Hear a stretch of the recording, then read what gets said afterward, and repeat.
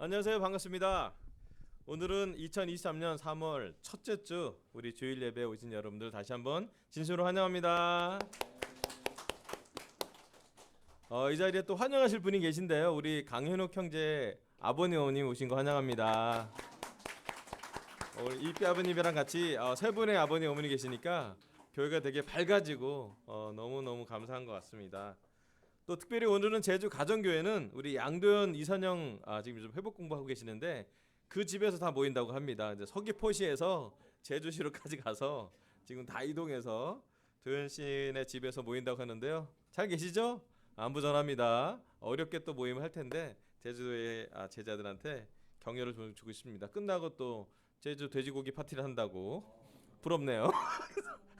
네, 거기는 이렇게 다 야외 또 이렇게 뭐 이렇게 좀 동전 이게 정원도 있고 그래서 잘 하시더라고요. 부럽습니다. 하여튼 좋은 시간 보내길 바랍니다. 또 오늘은요 캠퍼스하고 우리 영피 그다음 국제부가 지금 2박 3일로 수련회하는 마지막 날이에요. 그래서 젊은 세대가 이번에 또 신입생이 있어서 수련을 했는데 이번에는 방문자가 8명 정도 왔다고 합니다. 이번 주 수요일 날 제가 줌 예배를 할 때 조금 보여드리도록 할게요. 네, 오늘 또 성찬 너무 감사합니다. 아주 디테일한 솔직한 주제로 쉽게 하기 어려운 주제인데 아주 잘 해주셔서 감사하고요. 그러면서 마음을 많이 나눌 수 있어서 요즘 제가 강서교회 성찬 들으면 솔직한 마음을 나눌 수 있다는 자리라서 오히려 더 이렇게 하나님과 더 같이 있겠다는 생각이 좀 들었습니다. 너무 감사합니다. 지난 주 중에는요 이사야서 2장으로 하나님의 나라에 대해서 말씀을 전했습니다. 하나님이 직접 해결하신다. 하나님의 날에 사람을 의지하지 말라라는 주제로 말씀을 전했습니다. 오늘 말씀은요 지난 2월 25일 날 한국 전환팀에서 논의되었던 거룩한 성회라는 주제에 대해서 말씀을 전하도록 하겠습니다. 이 말씀은요 저희뿐만 아니라 지금 PSW를 따르기로 한 모든 교회가 이번 3월 특별히 4월 9일 날 우리가 부활절이 다가오잖아요. 부활절 달기 전까지 한 40일 정도 우리가 영적으로 좀 준비돼서 마지막 부활절 전에는 우리가 같이 죄도 같이 고백하고 모든 죄를 고백하는 큰 모임이 거룩한 성회라고 보시면 돼요. 잠깐 넘겨주세요. 이 자료는요 작년에 그 오렌지 카운티 또는 여러 교회 뉴욕에서도 한번 한 것 같고요. 너무 좋은 자료가 개발돼서 한 40일 정도 우리가 이렇게 말씀 한 구절이랑 그다음에 질문 2개가 있어요. 그것을 보고 이게 큐티를 한 40일 정도 한 다음에 30 매일 4일을 한 다음에 마지막 일주일은 진짜 우리가 죄를 잘 고백하는 특별한 시간을 하는 그 프로그램이 있었는데 다들 반응이 너무 좋았어요.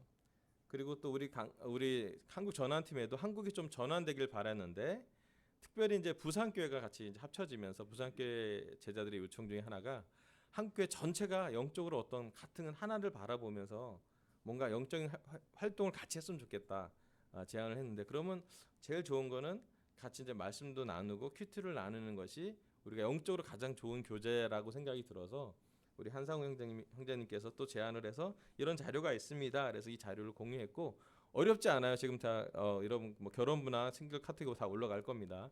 우리 강서 섬기미들이랑 KTT 멤버들한테는 다 전달이 됐고요.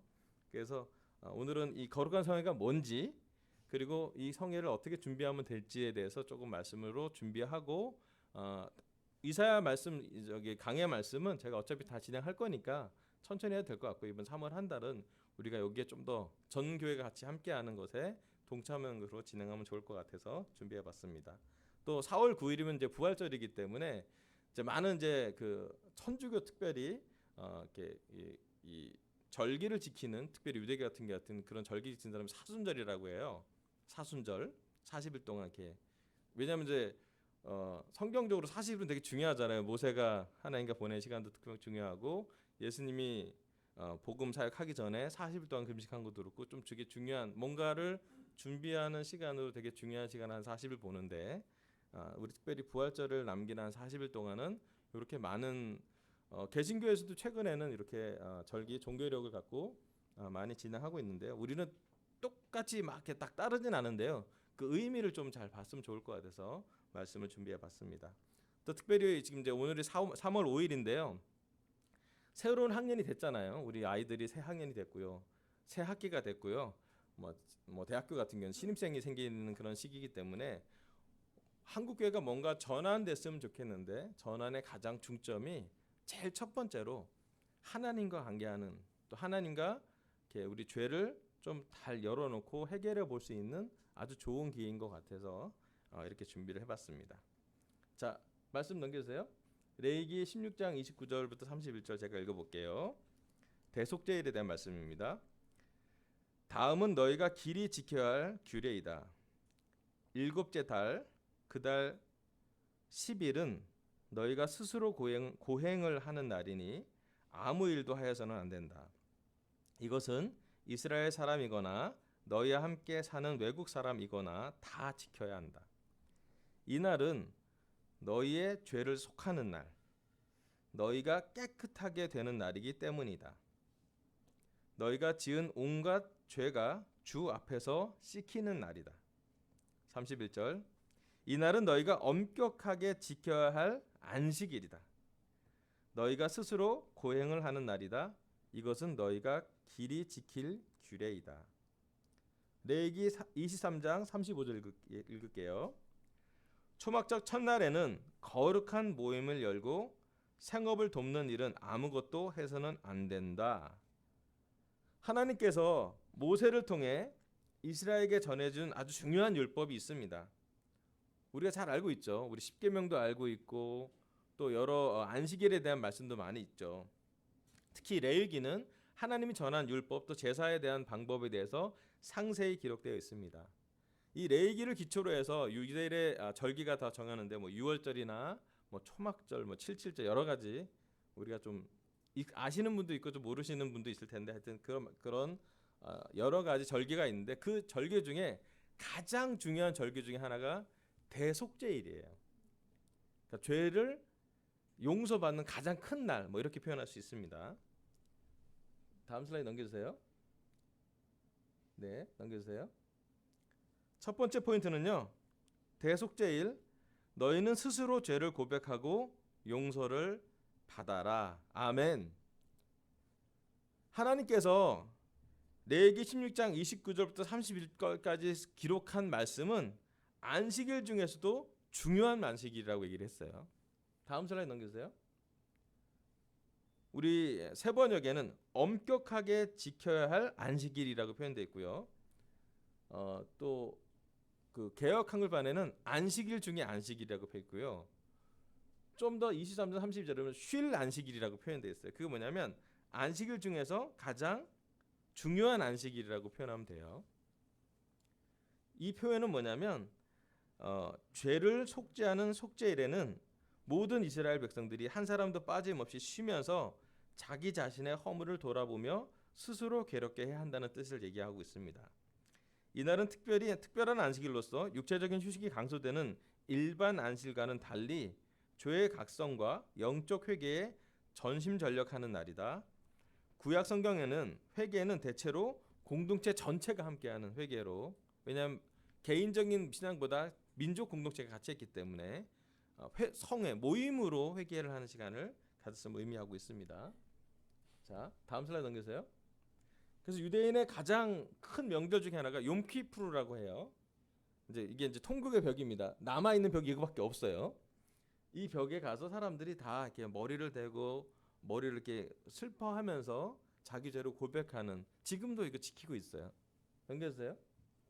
이렇게 표정을 하고 일곱째 열흘날은 속죄일이니 너희가 성회를 열고 스스로 괴롭게 이렇게 화제를 드리라는 옛날 버전의 말씀으로 얘기한다면 이 절기를 지킵니다. 무슨 얘기냐면 하나님이 1년에 한 번 우리 영적인 삶에 리셋을 주신 거예요. 우리가 막 여러 가지 많은 걸 하다 보면 이렇게 컴퓨터도 구동 안 될 때 있잖아요. 그럼 우리가 자연스럽게 누르잖아요. 리셋 딱 누르면 꺼졌다가 다시 시작하면서 정리가 되면서 정상적으로 돌아올 때가 있잖아요. 마찬가지로 예전에 이스라엘 백성도 마찬가지겠지만 현대 우리들도 여러 가지 마음에 여러 가지 복잡한 것도 많이 있고 해야 할 일이 많고 집중하기 어려운 삶을 살고 있어요. 근데 1년의 어느 날은 좀 가능하면 주기적으로라도 우리가 우리 마음을 돌아보고, 또 제자이기 때문에 더 중요한 것은 우리한테는 좀 불편한 일인데요. 하나님한테 너무 중요한 일이 있어요. 그게 뭐냐면 죄를 해결하는 걸 좀 보는 것이에요. 우린 매일 죄를 짓고 어떻게 보면 매주 성찬을 하면서 죄에 대한 용서를 받고 있지만 우리 마음 한쪽에 죄와 연결된 많은 복잡 다단한 생각과 마음이 있는 걸 알고 있습니다. 죄를 지면 회개하면 되는데 이건 아주 단순한 말씀의 반응인데 우리가 보통 죄를 지면요 죄책감이 생기기도 하고요. 오늘 민호 형제가 잘 얘기했지만 죄에 대한 합리화가 또 살짝 들어가요. 또 여러 가지 우리 마음속에 복잡 다단한 좀 그 말씀이 율법으로 되면서 오늘 뭔가 옳지 않은데 그러면서 우리 마음을 이렇게 좀 복잡하게 하는 것들이 많이 마음에 끼입니다. 그리고 아까 성찬 때 읽었던 구절처럼 마음이 부패하기 쉽죠.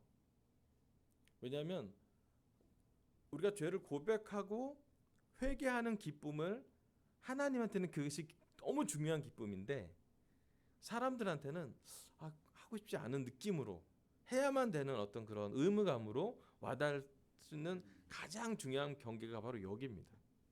그래서 하나님의 입장으로 보면 대속죄일이 가장 중요한 날이고 가장 기쁜 날이에요. 드디어 내 백성들을 다 벽을 허물고 안아줄 수 있겠구나.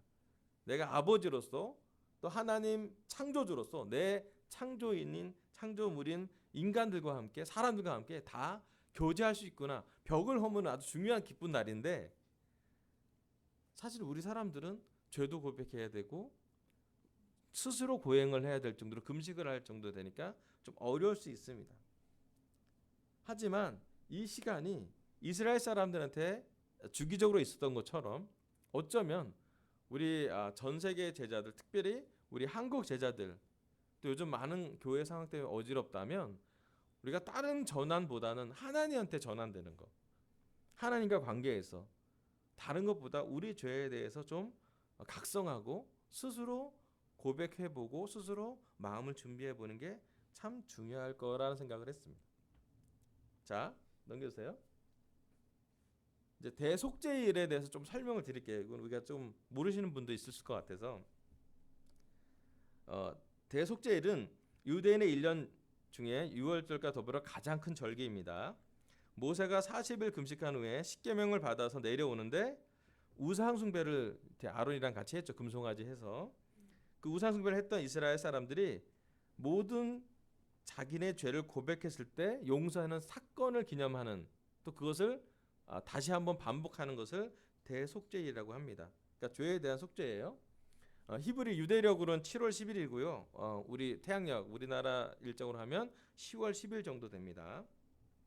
자, 구약의 대속죄일의 의식이 뭐냐면 가장 큰 특징은 1년 중 유일하게 이날에만 지성소 가장 우리 하나님의 성막 중에 가장 안쪽으로 들어갈 수 있는 그 문이 제사장한테 대제사장 한 사람만 들어갈 수 있는데 열린다는 거예요.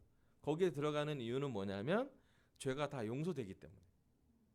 그날은 그 백성들이 거룩한 성회를 알고 금식하고 회개하고 있는 모든 백성들을 대표해서 그 대제사장이 들어가서 그때 제물을 드리는 것은 하나님이 기쁘게 받으신다고 했기 때문이에요.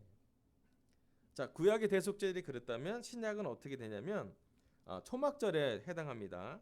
3차 절기 중 초막절에 해당하는데 요한복음 7장에 보면 예수님도 초막절을 지켰다는 기록이 나와 있습니다. 초막절이 기록했다는 얘기는 뭐냐면 해당했다는 얘기는 뭐냐면 나팔절과 대속죄일을 지켰다는 것을 의미합니다. 나팔절은 뭐냐면 대속죄일 되기 열흘 전에 나팔을 다 부릅니다.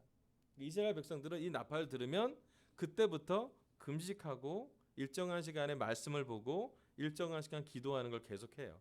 그리고 열흘 후에는 그 대속죄일에 마지막 대제사장이 제사를 드리면서 민족이 다 축제를 벌여요. 사실은 왜냐하면 죄에 대해서 용서받았기 때문에. 자, 그렇다면 이제 우리 좀 더 진화됐을 때 우리 신약은 뭘 얘기하냐면 우리는 회개 속에 신령과 진정으로 예배를 드립니다. 우리한테 가장 대속죄일의 개념은 뭐냐면 성찬이에요. 자, 우리가 다 일어나서 떡과 잔을 뗐잖아요. 예수님과 살과 피를 기념하는 그 시간이 우리로 하여금한테는 매주 드릴 수 있는 적어도 일주일에 한 번씩 드릴 수 있는 대속죄, 죄를 용서받는 그 날이라고 보시면 돼요. 자, 우리가 매주 성찬도 그래서 되게 소중한 시간이에요. 하지만 우리한테 좀 이 대속죄를 한번 적용해 본다면, 거룩한 성회를 열고자 하는 그 시간을 생각해 본다면 1년 중에 어느 일정한 시간은 우리가 하나님 앞에 집중해서 우리와 하나님 관계에서 벽이 있는지 없는지, 또 우리 삶에 오랫동안 괴롭히던 좀 자주 걸려 넘어는 유혹이나 죄는 뭐가 있는지, 그리고 그것을 다시 한번 우리 마음을 이렇게 소금을 쳐서 주신 우정을 갖듯이 깨끗하게 하는 시간을 갖는 것은 되게 중요한 것 같아요. 매년 우리에게는 부활절과 성탄절이 있죠. 예, 한 4월 한 첫째 주나 되면 부활절을 하고요. 또 12월 25일은 성탄절로 우리가 진행을 합니다. 이 두 절기가 있을 때 개신교 모든 사람들은 중요하게 여깁니다. 왜 그러냐면 이 두 절기 때문에 예수님의 탄생과 예수님의 부활 자체가 우리한테 중요한 의미이기 때문이죠. 그리고 그 예수님의 탄생과 부활의 관점에서 우리의 신앙의 기초는 예수님의 십자가와 부활을 함께 직면하는 것입니다. 하나님이 원하시는 신앙은 끊임없이 이 세상을 살면서 하나님과 관계를 돌아보는 것을 의미합니다. 우리가 사람 관계도 중요하고요, 가족 관계도 중요하고, 교회 안에서 관계도 정말 중요하지만요, 우리한테 가장 중요한 관계는 우리가 마지막에 하나님을 만났을 때, 하나님 우리를 직면했을 때, 그 옆에는 내 아내도 내 아이도 없을 거고 나만 직접 1대1로 하나님을 만났을 텐데, 그때 우리 삶에 제일 중요한 건 우리 죄가 용서받았는지를 확인하는 것이에요. 예, 물론 예수님 십자가가 오늘도 우리를 용서해 주셨을 겁니다. 전 믿어요. 죄책감을 주려고 하는 설교 아니에요. 다만 우리 입장으로서는 끊임없이 우리가 다시 한번 예수님의 십자가를 바라보는 시간이 중요합니다.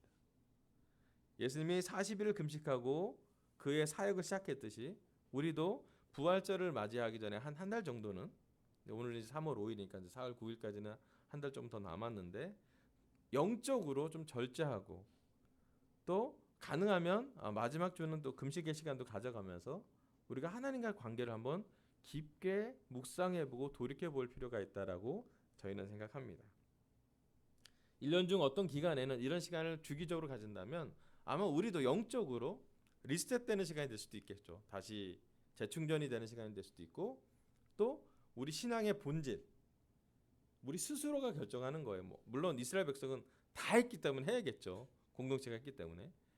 근데 여기서 중요한 건 하나님 말씀에 뭐냐면 너희는 스스로 선택하면 좋겠다고요. 예, 이 대속죄일을 준비하기 위해서 하는 행동들, 그리고 대속죄일의 마지막 모임이 이제 거룩한 성회인 거예요. 이 거룩한 성회 다 고백하고, 백성들이 죄를 고백하고 그 고백한 것을 다 듣고 나서 대제사장이 이제 제물을 드려서 지성소까지 다 들어가서 제사를 드리는 거예요. 향기를 드릴 때 모든 백성들은 다 기뻐합니다.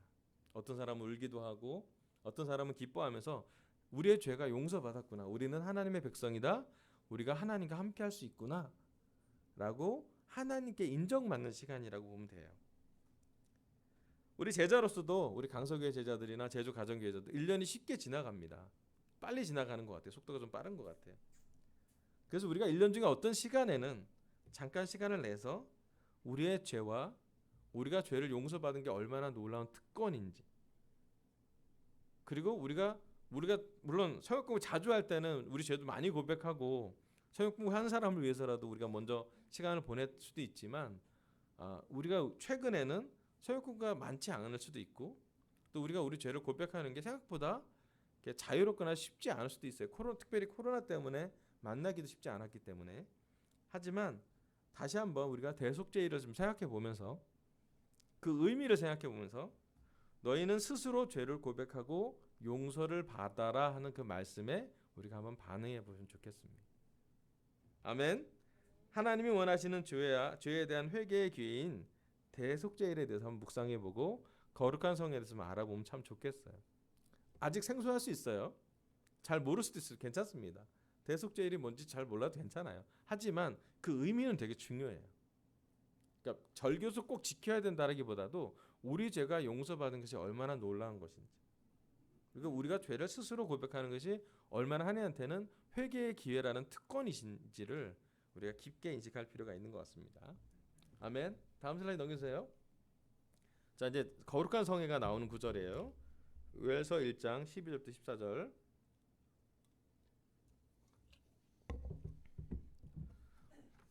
포도나무가 마르고 무화과 나무도 시들었다. 석류나무, 종려나무, 사과나무 할 것 없이 밭에 있는 나무가 모두 말라 죽었다. 백성의 기쁨이 모두 사라졌다. 제사장들아, 굵은 베옷을 입고 슬피 울어라. 제단 앞에서 섬기는 자들아, 통곡하여라. 하나님을 섬기는 제사장들아, 굵은 베옷을 입고 성전으로 가서 밤을 새워 통곡하여라. 너희가 날마다 아침 저녁으로 하나님의 성전에 바칠 곡식 제물과 부어드릴 제물이 떨어졌다. 14절. 거룩한 금식을 선포하고 성회를 열어라. 장로들과 유다 땅에 있는 모든 백성을 불러 주 너희 하나님의 성전에 모으고 주님께 부르짖어라. 아멘. 하나님은 요엘이라는 예언자를 세워서 특별히 1장 14절에 거룩한 금식을 선포하고 성회를 열어라 라는 말씀을 기록하고 있습니다. 왜 이 말씀이 나왔나 하면 그들이 잘하지 않기 때문이죠. 요엘이 말씀을 전하는 시기는 우리도 다 아시는 얘기지만 쉽지 않은 시기였습니다. 구약의 예언자들이 예언하는 시기, 특히 이사야도 마찬가지지만 많은 강대국 사이에서 이방 사람과 많은 것을 우상 숭배했었고 이방 음식을 먹을 정도로 이스라엘 사람들이 많이 영적으로 무뎌진 상태였어요. 영적인 것뿐만 아니라 삶도 되게 피폐했습니다. 왜냐하면 전쟁이 많았기 때문에 또 기근과 질병이 많았던 시기였기 때문에 특히 이 시기에는 다 말라 죽었어요. 나무란 나무는 다 죽었고 특별히 구약의 이 소호 예언서 시기를 보면 어느 하나 편안했던 시기가 없었습니다. 삶에서는 먹고 사는 게 너무 굶주릴 정도로 힘들고 영적으로는 그런 상태에서 하나님을 바라보기는 더 어렵고요. 자, 그때 하나님이 요엘을 통해서 사실 요엘서가 되게 놀라운 건 뭐냐면 나중에 사도행전 2장에 베드로가 이렇게 적용한 구절이 요엘서였어요.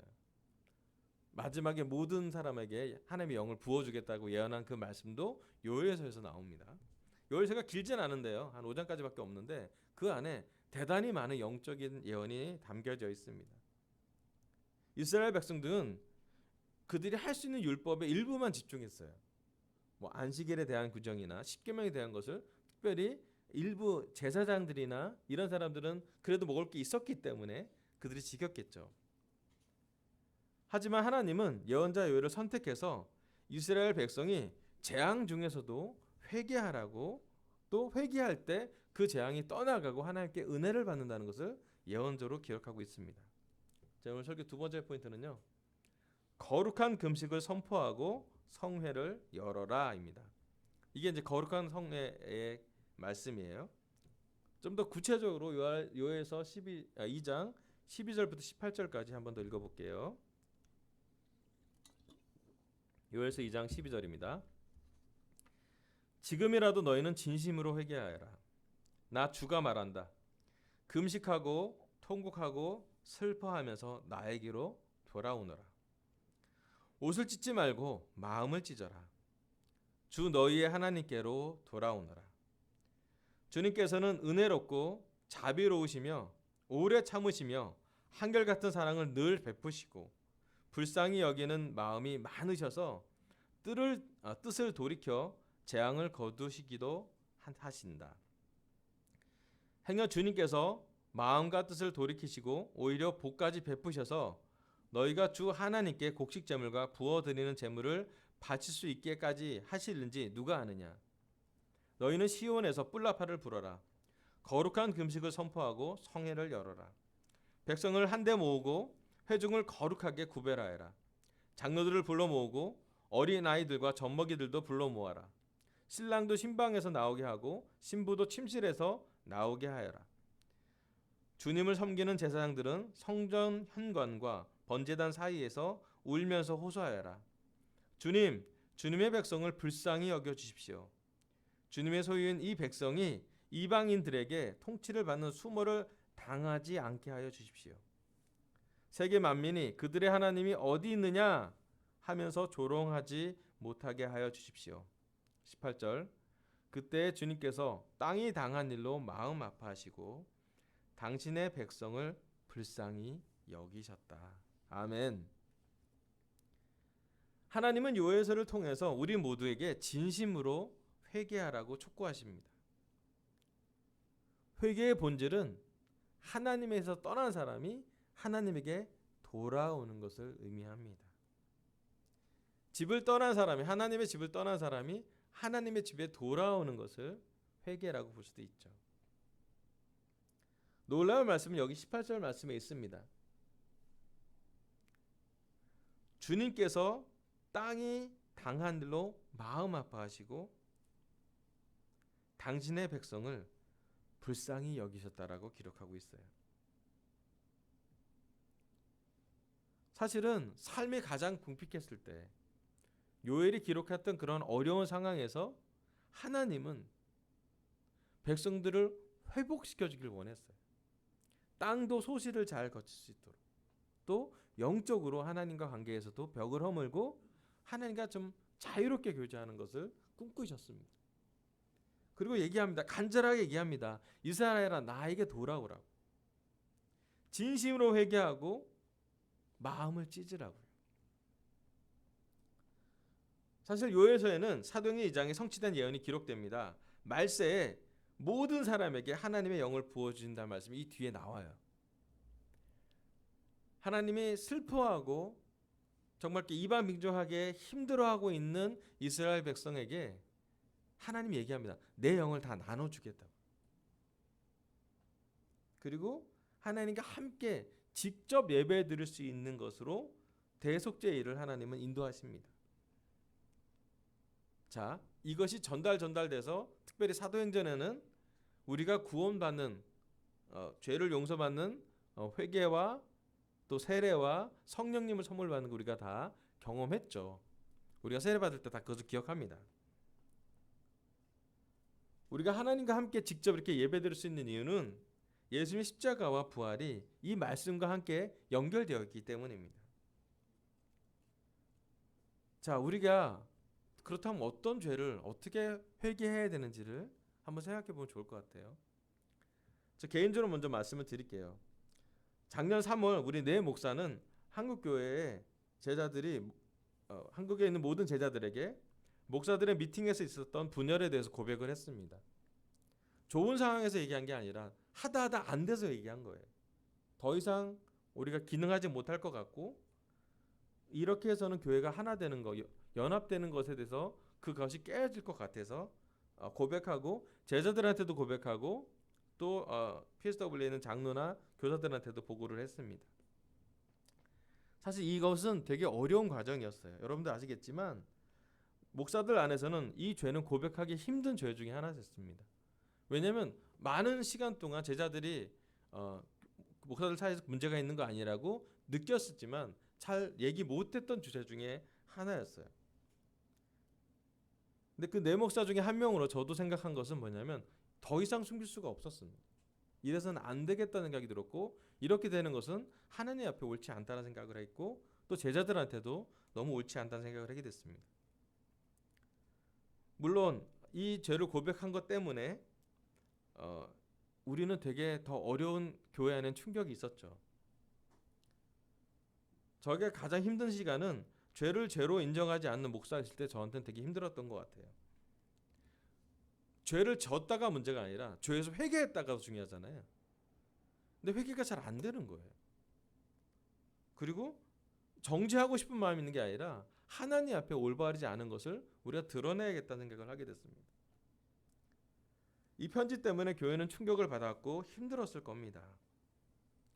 특별히 목사들 미팅에서 분열제가 회개되지 않았었습니다. 교회를 성숙하게 또는 이렇게 하나된 연합된 교회로 리더십에서 그렇게 된 것에 대해서는 저는 진심으로 죄송하고 미안합니다. 왜냐하면 회개되지 않은 죄는 더 깊은 죄를 낳는 것을 저렇게 보기 때문이었어요. 올해 2월에 긴 우리가 보고 시간과 조사 시간 끝나고 올해 2월에 드디어 결정이 났고 발표가 났습니다. 한편으로 너무 기뻤어요. 왜 그러냐면 오랜 동안 우리가 좀 참아왔고 정리하지 않았던 것을 정리하는 시간을 갖는 게 어렵기 때문에. 한쪽으로 해서 저는 좀 후련했어요. 어떤 걸 보고 후련했냐면 제가 뭐에 힘들었는지 그때 알게 됐어요. 그게 뭐냐면 리더십 중에 독성이 있다는 걸 알게 된 거예요. 해악이 되는 리더십이요. 어떤 리더십은 제자들에게나 사람들에게나 또 다른 리더들에게 이렇게 해악을 끼칠 수 있다는 것을 좀 보게 됐어요. 그리고 나서 결정된 것은 너무 후련했지만 그 뒤로 제한테 또 다른 마음이 생긴 게 뭐냐면 슬픔이 좀 생겼어요. 왜냐하면 저는 지난 30년을 함께한 동역자를 잃었습니다. 또 제가 알기로도 제가 미팅을 할 때마다 또 어떤 결정을 할 때마다 미팅을 하고 나서는 저한테 남아있던 쓴 마음들이나 상처나 죄책감들이 있는 걸 보고 이것을 어떻게 해결될지 모르겠다라는 생각으로 마음을 열었던 것 같아요. 최근에 알았던 건 뭐냐면 우리 교회뿐만 아니라 전 세계 많은 교회, 어떤 교회는 비슷한 걸 경험하는 것을 보았습니다. 그리고 지금에서라도 이렇게 영적으로 다시 일어나려고 교회가 제자들과 함께 인도자들뿐만 아니라 모든 제자들과 함께 영적으로 각성하는 시간에 있는 것은 오히려 축복이라는 것도 저는 요즘 많이 알게 되고 있어요. 특별히 이번 4월 9일을 부활절을 준비하면서 우리 모두가 저를 포함해서 강서교회 제자들 또 제주 가정교회 제자들 모두가 다시 한번 우리 안에 어떤 깊은 문제가 있는지를 한번 봤으면 좋겠어요. 개인적으로는 제가 죄송한 부분이 되게 많아요. 왜냐하면 우리 리더십 안에 문제가 있었기 때문에. 근데 좀 더 좀 지나가면서 이제 리더뿐만 아니라 교회 안에서도 골이 생기기도 하고 또 제자들 안에서도 문제가 생기기 시작하는 것 같아요. 근데 그 문제의 가장 깊은 해결책은 뭐라고 생각한다면 하나님 앞에 우리 죄를 고백하고 낮아지는 것이라는 확신이 들었습니다. 이제 분열을 넘어서려면 죄를 넘어서려면 우리의 능력으로 넘어설 수 있는 게 아니라 하나님 앞에 예수님 십자가 앞에 납작 엎드려야 될 것 같아요. 그리고 이스라엘 역사 중에 이런 거룩한 성회가 잘 개최되는 역사가 있었습니다. 잠깐 보여드릴게요. 다음 슬라이드 넘기세요. 이건 같이 한 목소리로 좀 읽어봤으면 좋을 것 같아요. 예레미야 9장 1절에 3절입니다. 그달 시작 그달 24일에 이스라엘 자손이 다 모여서 금식하면서 굵은 베옷을 입고 먼지를 뒤집어 썼다. 이스라엘 자손은 모든 이방 사람과 관계를 끊었다. 그들은 제자리에 선 채로 자신들의 허물과 조상의 죄를 자백하였다. 모두들 제자리에서 일어나서 낮의 4분의 1은 주 하나님의 율법책을 읽고 또 낮의 4분의 1은 자기들의 죄를 자백하고 주 하나님께 경배하였다. 아멘. 이스라엘 역사 중에 가장 거룩한 성회가 잘 개최된 시기가 에스라 느헤미야 시대였어요. 그들은 결국 이 거룩한 성회를 성취해냅니다. 여기 보면 모든 이스라엘 자손이 다 모여서 금식하면서 회개합니다. 인도자로부터 모든 백성에게까지 죄를 고백하고 회개하는 시간을 갖습니다. 보시면 알겠지만 낮의 4분의 1 오전 9시부터 12시라고 생각합니다. 그때는 율법책을 읽었고요. 또 낮의 4분의 1 12시부터 3시까지는 자기들의 죄를 고백하고 주 하나님께 경배하였다고 합니다. 그래서 하나님은 에스라의 시대에 성전을 재건시키고요. 느헤미야 시대에 성벽을 재건합니다. 놀랍게도 하나님이 하시는 그 재건은 그렇게 오랜 기간 걸리지 않았어요. 그리고 이것은 거룩한 성회, 그냥 그들이 성전만 만든 게 아니라 성벽만 다시 세운 게 아니라 영적으로 모든 인도자부터 멤버들까지 모든 유대인의 자식까지 포함해서 거룩한 성회에 그들이 반응했다라는 것이에요.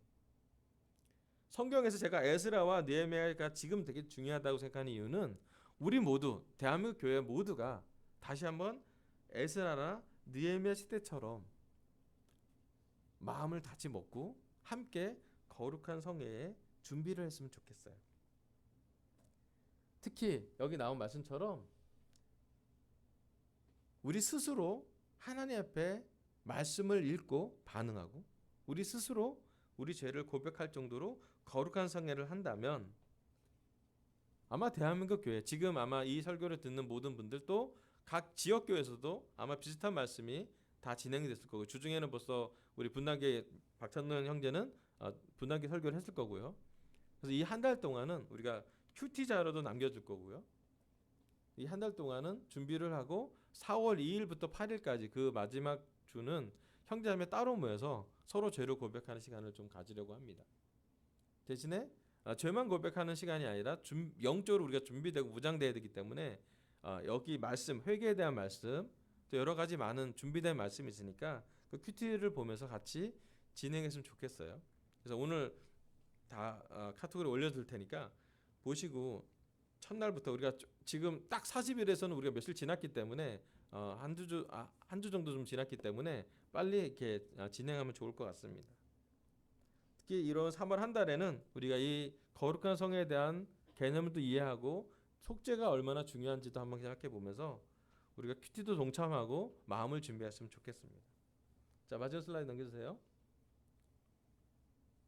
예. 그 다음 슬라이드가 있을 텐데.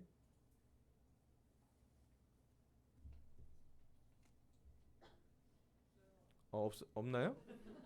어디 사라졌나? 어디 갔지? 많이 그 뒤에 되게 많은데 슬라이드. 제가 한번 확인해 볼게요. 자, 오늘 하나님은 저희 입술을 통해서 거룩한 성에 대한 말씀을 전하겠습니다. 첫 번째, 대속죄일. 너희는 스스로 죄를 고백하고 용서를 받으라고 했습니다. 하나님이 원하시는 죄에 대한 회개의 기회인 대속죄일을 우리가 한번 묵상해 보길 바랍니다. 두 번째, 거룩한 금식을 선포하고 성회를 열어라 했습니다. 이번 3월 한 달에는 우리가 한번 거룩한 성회를 준비해 보고 영적으로 같이 큐티하고 동참해 보길 바라면서 설교를 마치겠습니다. 감사합니다.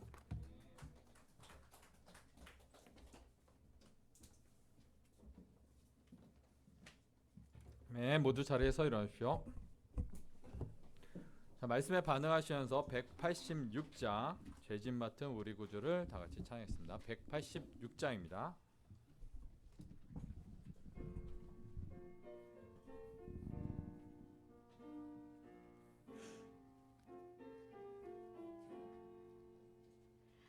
죄짐 맡은 우리 구주 어찌 좋은 친구인지 걱정 근심 무거운 짐 우리 주께 맡기세 주께 고함 없는 고로 복을 받지 못하네 사람들이 어찌하여 아랠 줄을 모를까 시험 걱정 모든 괴로움 없는 사람 누군가 부질없이 낙심 말고 기도 드려 아뢰세 이런 진실하신 친구 찾아볼 수 있을까 우리 약함 아시오니 어찌 아니하랄까 근심 걱정 무거운 짐 아니 진짜 누군가 피난처는 우리 예수 주께 기도드리세 세상 친구 멸시하고 너를 조롱하여도 예수 품에 안기어서 참된 위로 받겠네. 아멘. 모두 자리에 앉으십시오.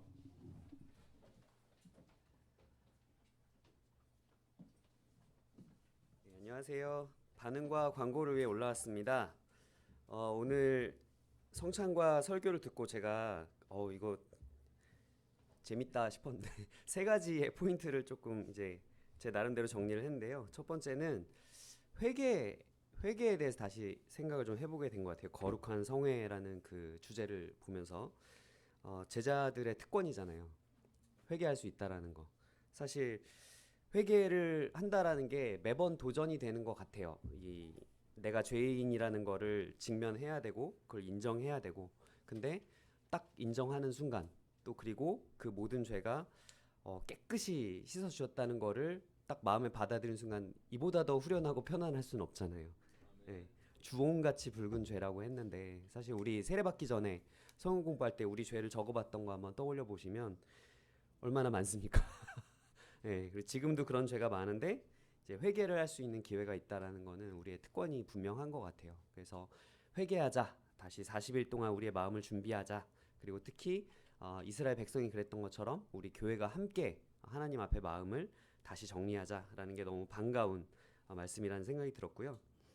두 번째는 이제 죄 고백을 생각하다 보니까 예전부터 들었던 의문점이 있었는데 그게 좀 머릿속에 정리가 싹 됐어요. 사실 영크리스찬 때 제 인도자들한테 왜 형은 저한테 죄 고백을 안 하세요? 라고 물어본 적이 있어요. 저는 속마음을 다 얘기하고 저의 아주 디테일한 죄들을 다 고백하는데 돌아오는 게 없는 거예요. 왜 형은 나한테 안 해요? 근데 그 형도 머뭇머뭇 이렇게 대답을 못 하셨던 기억이 나요. 근데 목회자들이 특히 뭔가 이렇게 실수를 했거나 죄를 졌거나 잘못을 했을 때 공개적으로 사과를 하신 적이 몇 번 있었고 저에게 개인적으로 실수를 했던 목회자가 설교 중에 제 이름을 불러가면서 재우가 그때 그거 내가 잘못한 거야 미안해 라고 하신 적이 있었어요. 그때 굉장히 고마웠던 마음이 들었었는데 사실 당연한 거잖아요. 사과하고 죄 고백하고 하는 것들이. 근데 우리가 어느샌가 자연스럽게 인도자들에게 일종의 권위를 부여하고 이렇게 가는 건 당연하고 이렇게 오는 건 고마운 거고 이렇게 좀 생겨난 게 아니었나 이 생각이 좀 들었어요. 그래서 아까 이제 죄 고백을 하자라는 부분에서 이제는 쌍방향 죄 고백이 당연한 거구나. 왕식이 형도 오늘 또 이제 힘든 마음을 이제 고백을 해주셨는데 서로 간에 우리가 죄 고백하고 사람의 마음이 부패한다고 하잖아요. 근데 제가 또 인플루언서 사업을 하다 보니까 사람이 자기를 팔로우해주고 좋아해주는 사람이 많아질수록 어깨에 뽕이 들어가기 마련이거든요. 근데 지금 우리 교회의 사태가 어떻게 보면은 자연스럽게 그렇게 리더들에게 올라갔던 권위나 이렇게 인정해줬던 그런 부분들이 사람의 마음이 부패할 수 있다라는 거를 명확하게 보여준 사례인 것 같아요. 그래서 다시 한번 이렇게 겸손을 선택하고 회개를 선택하고 이렇게 낮아지기를 선택한 목회자분들한테 저는 진심으로 감사한 마음이 들고요. 독성 리더십을 좀 피하기 위해서라도 우리가 서로 죄 고백을 계속 해야겠다. 서로를 디사이플링 해야겠다. 생각이 더욱 들었습니다. 마지막 포인트가 저는 또 제일 재밌었는데 우리 민호 형의 멸치 세 마리. 예. 그리고 아까 요엘서 말씀을 읽어주셨는데 요엘서가 굉장히 인상 깊어서 성경을 찾아보니까 시작할 때 그 주석처럼 달려 있는 게 식량 문제가 이제 이스라엘에 닥쳤을 때 사람들이 너무 배고프고 힘들고 그런 상황에서의 말씀이더라고요. 근데 생각해 보면 지금 우리 삶이 전쟁이잖아요. 그죠? 식량 안보에 대한 유튜브를 마침 또 제가 최근에 봤는데 식량 안보라는 단어 아시죠? 이제 각 나라들이 식량을 서로 수출하고 수입하고 하는데 그걸 무기 삼아서 우리 먹을 것도 모자라 안 보내. 이렇게 되면 전 세계에서 제일 첫 번째로 위험에 빠질 수 있는 나라 우리나라래요. 가장 위험하대요. 그래서 지금 우리가 배고프고 그리고 먹고 사느라 힘들고 삶이 전쟁 같다 보니까 더더욱 이제 마음이 좀 쉽지 않아지고 내 피로가 채워지지 않는 거에 대한 불만이 기본적으로 깔려 있는 거죠. 멸치 세 마리처럼. 그래서 우리가 더 날이 서 있고 힘든 건 아닐까 이런 생각이 들어서 마음의 여유를 가져야겠다. 사실 어쩌면 내 형제 자매가 그렇게 나에게 큰 잘못을 한 게 아닐 수도 있는데 내가 배고프니까 내가 맨밥을 먹기 싫으니까 거기에서 오는 어려움이 더 크게 보이고 죄로 느껴지고 하는 게 아닌가 하는 생각이 들었습니다. 그래서 오늘 어떻게 보면은 두 분은 따로따로 말씀을 준비하셨을 텐데 하나님께서는 또 이렇게 연결되는 그런 메시지를 우리한테 주신 것 같아서 하나님께 먼저 감사드리고 우리 왕식 형제님과 우리 민호 형제님께 감사의 박수 드렸으면 좋겠습니다. 네, 오늘 광고가 조금 많이 있는데요. 그 투표를 한번 진행했었죠. 우리 일요일 예배 시간 조정하는 건에 있어서. 그래서 우리 잠실 제자들에게 예배 장소를 함께 우리가 공유하고 하기 위해서 다음 주부터입니다. 10시 30분으로 예배 시간이 조정되는 걸로 이제 결정이 됐어요. 그래서 다음 주부터는 11시에 오시면 지각입니다. 그래서 10시 반에 오셔서 교제하시고 예배 드렸으면 좋겠습니다. 그리고 오늘 설교하셨듯이 거룩한 성회에 그 함께 큐티를 하기 위한 자료가 카톡으로 다 이제 공유가 될 거예요. 혹시 오늘 못 받으신 분들은 서로 그룹에서 확인을 한번 해보셨으면 좋겠고요. 함께 큐티하고 함께 기도하고 좀 더 모이기에 힘써서 마음을 나눴으면 좋겠습니다. 줌으로라도. 네. 그리고 오늘 예배 후에 짧게 우리 그 KTT 전환팀이 두 번째 회의를 했었거든요. 그 내용에 대해서 조금 공유하고 함께 또 논의할 것들이 있으면 짧게 얘기를 하겠습니다. 짧게입니다. 예, 많이 참여해 주시고요. 마지막으로 한 번 더 이렇게 광고하겠습니다. 저희가 헌금 계좌가 달라졌어요. 그래서 예전 계좌는 지금 사용할 수가 없으니까 주보에 게재되어 있는 바뀐 계좌로 헌금은 해주시길 바랍니다. 자, 제가 기도하고 마지막 찬양하도록 하겠습니다. 하나님, 전쟁과도 같은 일상 속에서 이렇게 또 평화롭게 당신을 바라보고 저희의 마음을 돌아보고 또 형제자매들의 생각과 삶을 또 이렇게 함께 공유할 수 있는 예배 시간과 교제의 시간을 주심에 너무나 감사드립니다. 하나님, 삶이 힘들기에 더더욱 제 옆에 있는 동료 같은 우리 제자들이 너무나 소중한 것 같습니다. 저희가 마음을 지키고 또 저희의 가족을 지키고 저희가 함께 하늘나라에 갈 때까지 서로를 붙들어주는 소중한 관계들로 이 교회가 더욱더 지켜지고 더 거룩해지고 더 성장할 수 있도록 하나님께서 축복해 주시길 간절히 부탁드립니다. 저희가 회개를 하고 하나님 앞에 마음을 모으는 거룩한 성회를 진행하려고 합니다. 마치 나팔절 때 나팔이 울리고 형제자매들이 그 이스라엘 백성들이 마음을 준비했던 것처럼 저희가 오늘 예배를 이후로 저희의 마음을 돌아보고 저희의 마음을 준비하고 하나님 앞에서 우리 온 교회가 회개하고 하나님이 기뻐하시는 그런 교회로 거듭날 수 있는 그런 단계들을 밟아갈 수 있도록 하나님께서 인도해 주시길 간절히 부탁드립니다. 이 예배를 허락하시고 인도해 주심에 감사드리고 모든 말씀을 주 예수 그리스도 이름으로 기도드렸습니다. 아멘. 네, 모두 자리에서 일어나십시오. 자, 예배를 마치면서 210장 하나님의 음성을 다 같이 찬양하겠습니다. 210장입니다.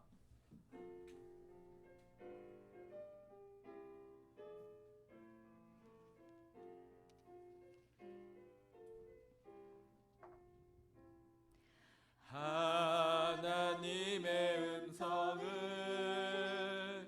듣고자 기도하면 귀를 기울이시고 내 기도를 들어주신다네. 깊은 웅덩이와 수렁에서 끌어주시고 나의 발을 반석 위에 세우시사 나를 튼튼히 하셨네. 새 노래로 부르자 랄라라. 하나님께 올릴 찬송을 새 노래로 부르자.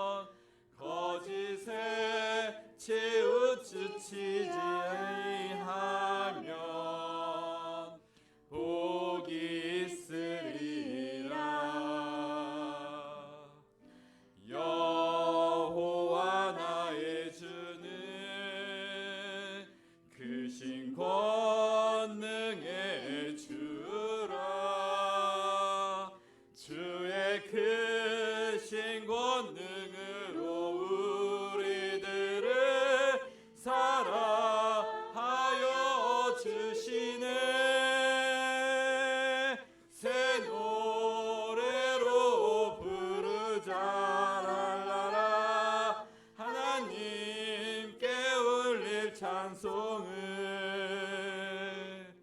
새 노래로 부르자 하나님의 사랑을. 아멘. 이것으로 모든 예배를 마치겠습니다. 나중에 한 10분 쉬시다가 한 30분에 이 자리에서 KTT 관련 발표를 하겠습니다. 네.